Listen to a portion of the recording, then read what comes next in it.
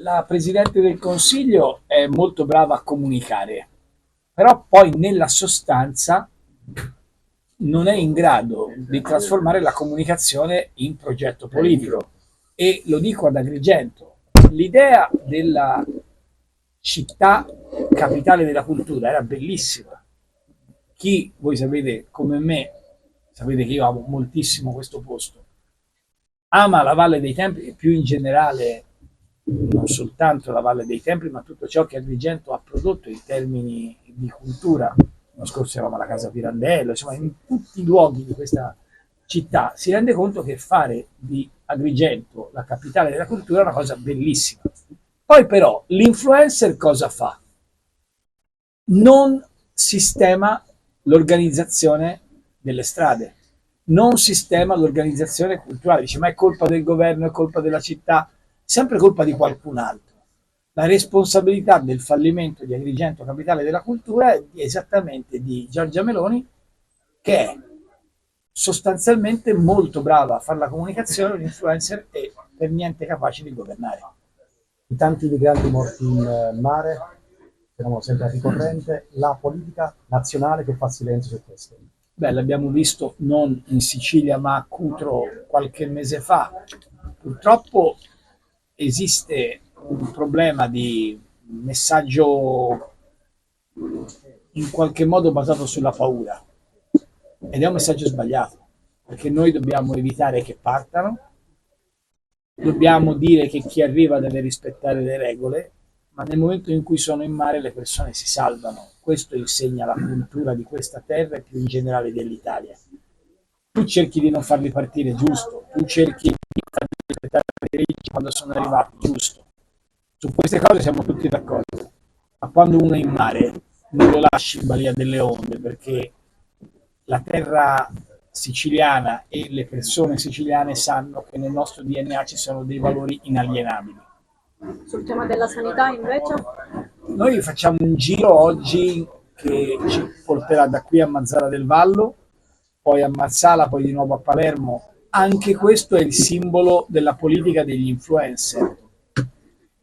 Abbiamo approvato un decreto legge senza il nostro voto sulle liste d'attesa in campagna elettorale. A giugno del 2024 abbiamo approvato un decreto legge sulle liste d'attesa che non serve a niente. E noi oggi saremo a Mazzara con Davide, con Daphne, con i nostri amici di Trapani, naturalmente Roberta se vuol venire la benvenuta, per andare proprio in quella struttura dove avete visto, è stato un caso diventato nazionale, la signora che per 8 mesi, in quanto ha dovuto attendere, la signora Gallo, la signora Gallo che si è trovata una diagnosi drammatica, una diagnosi oncologica, una diagnosi di tumore, ma ha aspettato 8 mesi. Allora è esattamente lo stesso periodo in cui era partito il decreto legge sulle liste d'attesa. Cioè, se il decreto legge sulle liste d'attesa avesse avuto un senso, dal giorno dopo bisognava abbattere le liste d'attesa.